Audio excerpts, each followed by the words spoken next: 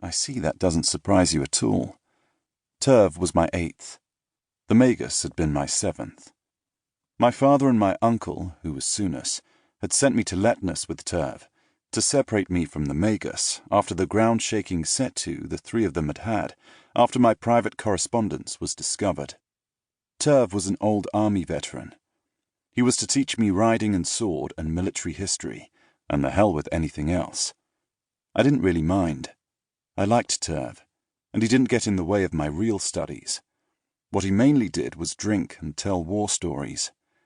In the mornings he oversaw my sword training from a stump in the training yard with a wineskin in his lap, tending to be over-generous in his praise, unlike all my previous tutors, shouting things like, "A natural! A natural!" in between swallows of wine. I did some riding on my own, though not with any real discipline, and in the afternoon I studied as I pleased. By that time Turv was well into his 2nd amphora, and would lie on a couch in the study. He might suddenly shout, "You're being attacked by 6 men with swords!" or something similar, and I would have to come up with a plan for my defense. He would pick apart my answers and then drift off into another war story until, eventually, he fell asleep. He was there, snoring quietly, when my father arrived to check on my progress. Turv was immediately replaced.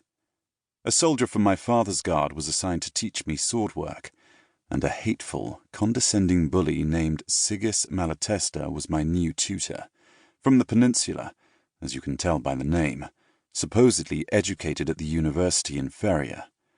He had accompanied my father to Letnus, so my father must have had some idea of replacing Turv, even before he found him on the couch, though perhaps not with so much shouting. I have no idea what my father saw in Malatesta. In the normal run of things, he doesn't give a bent pin for learning, but he'd met Malatesta at the court of Sunus, and I suspect that he thought hiring Malatesta would be a poke in the eye for the Magus, whom he has never liked. Years ago he sent me to be the Magus's apprentice, with the explicit hope that the Magus's razor tongue would be the end of my intellectual pretensions. When that didn't work out as he intended, it only made him dislike the Magus more. Of course the Magus had long since left Sunus, stolen away in the night by the thief of Edis, though my uncle didn't know who was responsible at first.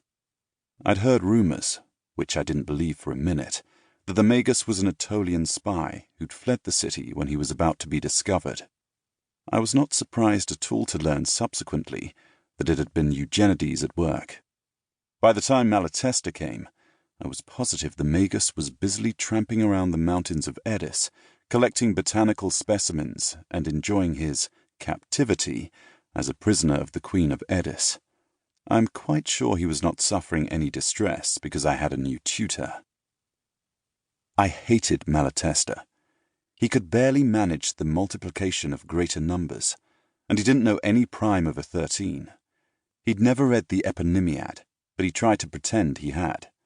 I doubt very much he'd ever set foot in a seminar at the university in Feria. He'd studied no medicine and no natural history. The only thing he'd read was poetry. That should have made us friends, but I hated his taste in poetry too. Where he admired the sweet and the overwrought, I liked the Eponymiad. My mother knew how I felt, of course. She and my sisters sympathized with me, but there was little they could do. My mother would never act against my father's judgment, no matter how poorly she thought of Malatesta. If my father had stayed at the villa longer than a day, she might have changed his opinion, drawing him into alignment with her own, as invisibly as a magnet works on a lodestone. But my father had been gone within a day of installing my new tutor. I knew that it made my mother sad to see my distress, so I hid it as well as I could. I also knew that with the slightest encouragement, Ina and Eurydice would have filled Malatesta's bed with bees. They are delicate girls, so small in stature, and fine-boned like my mother, that I can still lift both of them with one hand. You could be forgiven for thinking them the incarnation of every ladylike grace, but my father has had frequent cause to swear that they got the spine so notably absent in me.